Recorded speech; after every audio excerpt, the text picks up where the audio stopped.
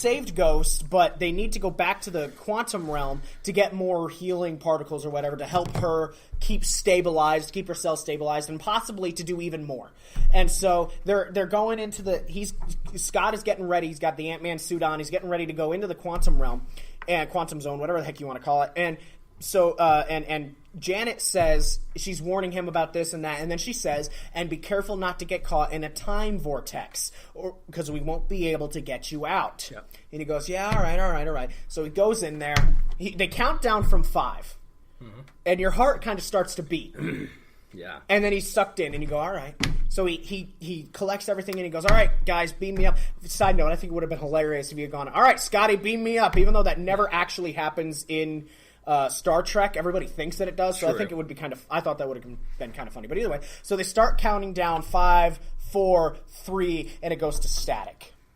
And he's going, all right, guys, come on, stop playing around. Yep. And it cuts back to Earth where we are, and we see that Hope, Hank, and Janet have all dissolved. Yeah, all into dust. All into dust.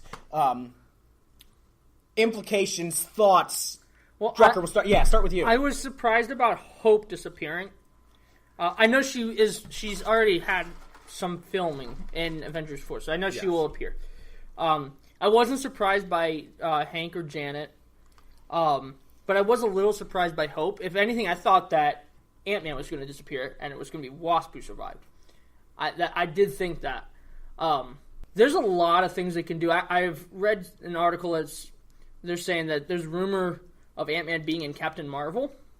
Ooh, with the time vortex, and he's back in the 90s with Captain Marvel and the whole S.H.I.E.L.D. team, and then you jump into the plot of Avengers 4 from there.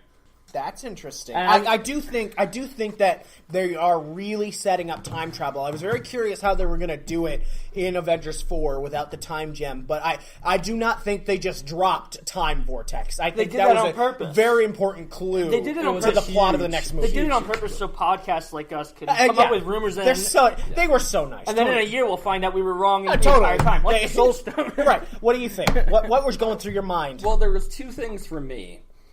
Did they ever repair Ant-Man's suit? Because throughout the movie, it was glitchy. He was big, he was small, he was big, he was small.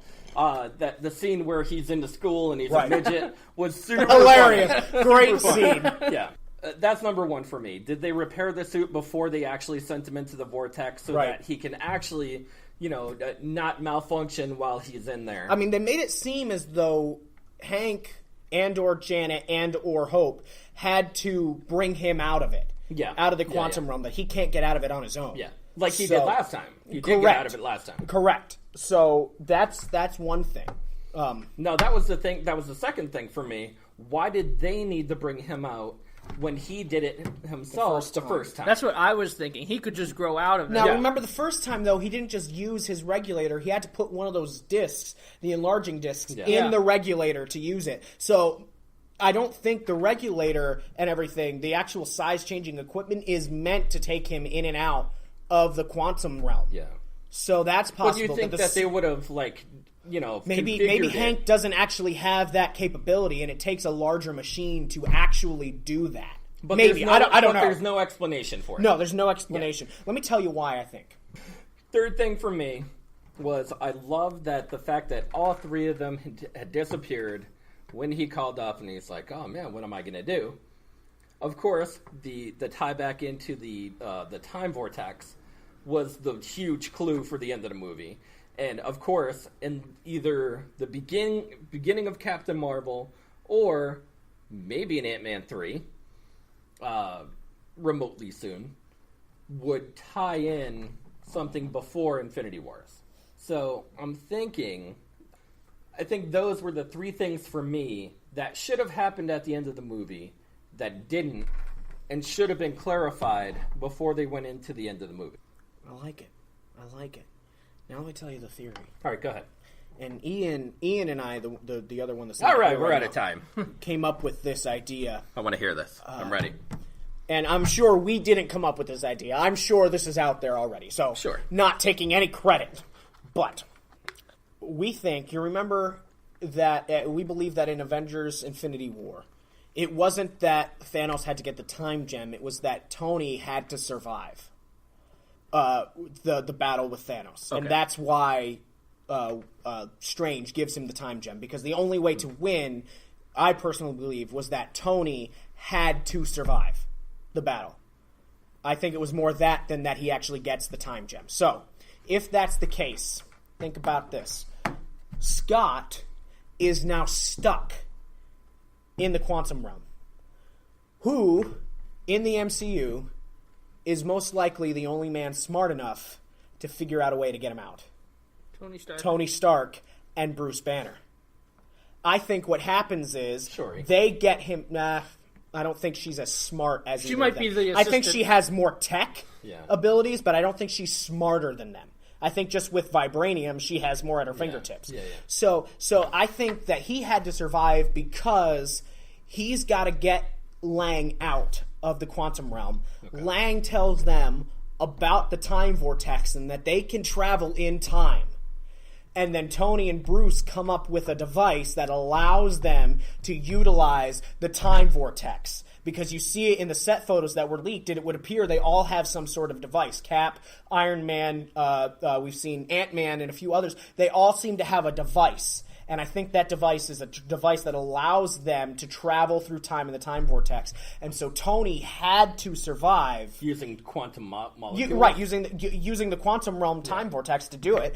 And so Tony had to survive because he was the only man smart enough to be able to figure out that tech with Hank now gone. What do you think? No, well, I could it's pretty linear. I mean, not simple. Linear. It's very linear. I could see them maybe taking that possible route. And it is a route that they can take. Right. Man, they got Captain Marvel. What's next after that? It's Marvel and Avengers. Marvel and Avengers. Boom, boom, boom. And Captain Marvel takes place in the 90s. Yeah. It's so I don't think There's a lot that needs to take place in the next movie. Right, but not as much for the next Avengers movie. What we need to know we have everything pretty much set up for Infinity What we need to know from Captain Marvel is just how powerful is she actually, and where is she that Loki invasion, Ultron invasion, and Thanos invasion, for some reason, don't bring her out to help the Avengers. That's what needs to be answered in her movie.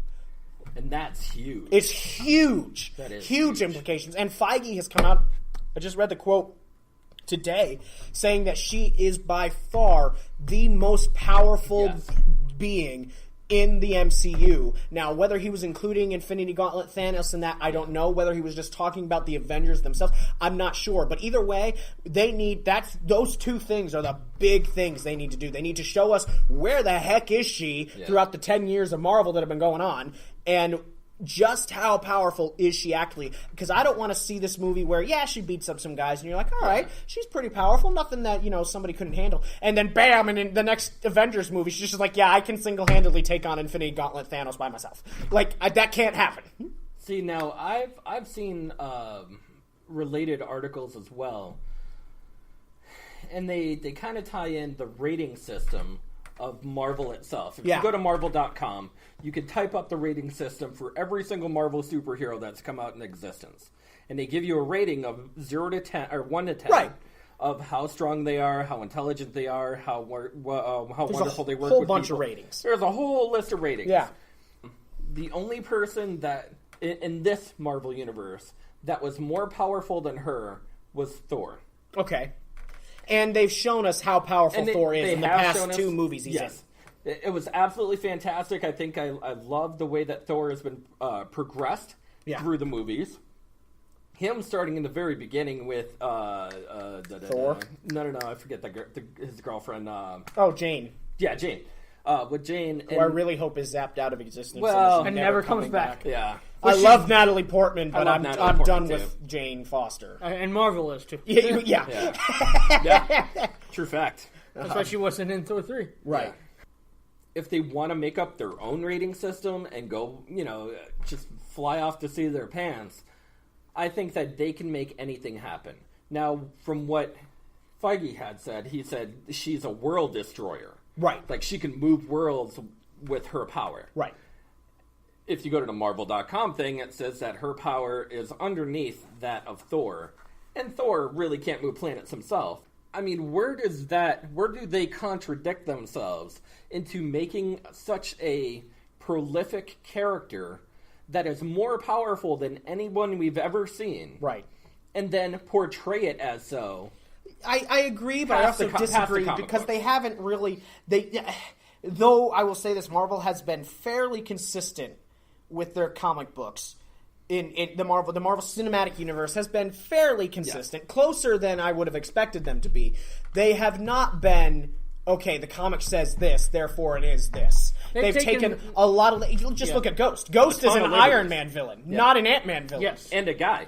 Right. Yeah. So the Civil War, they just took the premise of basically the idea of superhero registration and Cap on one side and Iron Man on one side, and then changed the rest of the story. Fit with their story. And even the Avengers Age of Ultron, they kept a few things from the comics like Sokovia and whatever, but they made it their own thing. So I think they could easily just change the power level of Captain Marvel to be whatever they want. Right. And I know they have said that they want Captain Marvel to be the staple of their universe going forward. I've also seen that too. That'd be kind of cool. Which I'm really looking forward to the Captain Marvel movie. I am. And that's a movie we'll go see on. Oh yeah.